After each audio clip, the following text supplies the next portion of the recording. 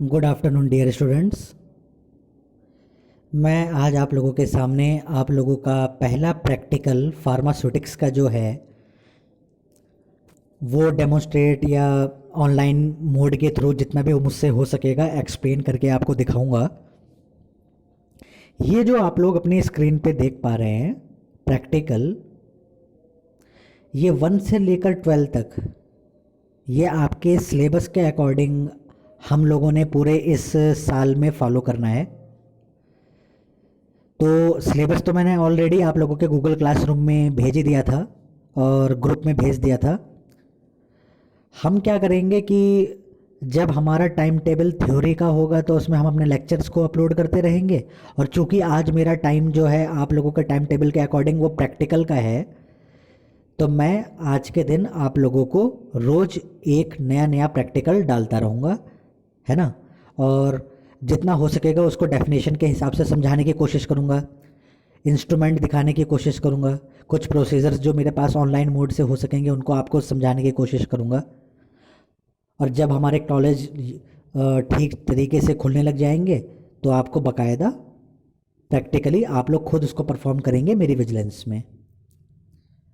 तो ज़्यादा देरी ना करते हुए आज का जो हमारा प्रैक्टिकल का जो सिलेबस है हम उसको पहले डिस्कस कर लेते हैं, इससे पहले कि हम कोई प्रैक्टिकल स्टार्ट अपना करें।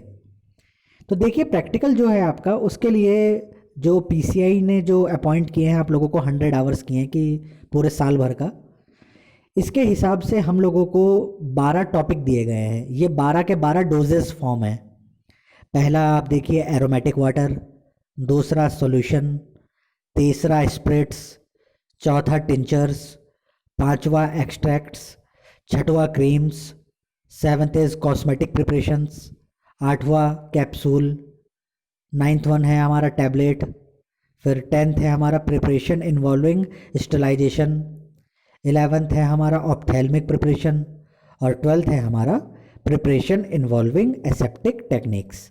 तो ये 1 से लेकर 12 तक, इसके अंदर आप देखिए कि 9 तक, 1 से लेकर 9 तक आपकी डोजेस फॉर्म का जिक्र किया गया है कि आपको इन डोजेस फॉर्म को बनाना है, समझना है, उनकी कैटेगरी को समझना है, उनके यूजेस जानने हैं, और उसके अंदर कौन कौन से एक्सिपिएंट और इंग्रेडिएंट होते हैं उनको भी समझना है। जो 10th 11th और 12th है आपका प्रैक्टिकल, ये 10वीं से लेकर 12वीं तक का जो आपका प्रैक्टिकल है 10th 11th 12th, इसमें आप लोगों ने अलग अलग टेक्निक्स को भी पढ़ना है जो फॉलो की जाती हैं फार्मास्यूटिकल कंपनी में जब हम किसी फॉर्मुलेशन का निर्माण करते हैं, बनाते हैं उनको।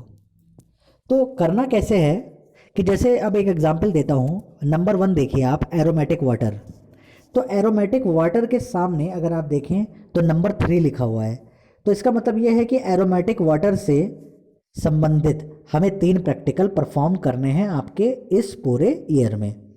इसी तरीके से सेकंड है आपका सॉल्यूशन। तो सॉल्यूशन पे हम लोगों को 4 प्रैक्टिकल परफॉर्म करने हैं। इसी तरीके से है स्प्रिट्स। तो स्प्रिट्स जहाँ जहाँ जिस जिस फॉर्मुलेशन में यूज़ होता है उनका सहारा लेके हमें 2 प्रैक्टिकल परफॉर्म करना है। तो कुल मिला के जो बात रही, इसी तरीके से हम लोगों को जितनी जितनी हमारे जो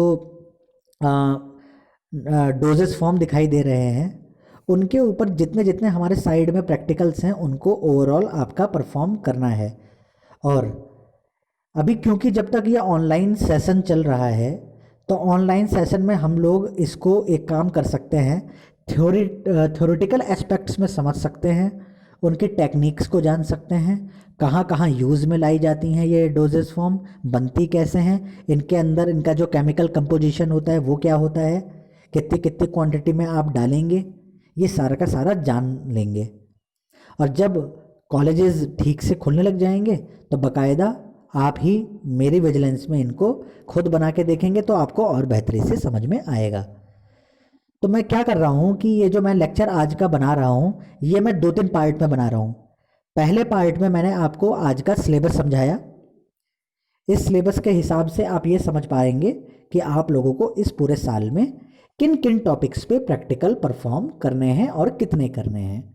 अभी जो मैं अब इसका सेकंड पार्ट बनाने जा रहा हूँ इसमें मैं आप लोगों को कोई भी एक फॉर्मुलेशन अभी जो मेरे पास जिसका टॉपिक और डाटा अवेलेबल है उसको बताऊंगा।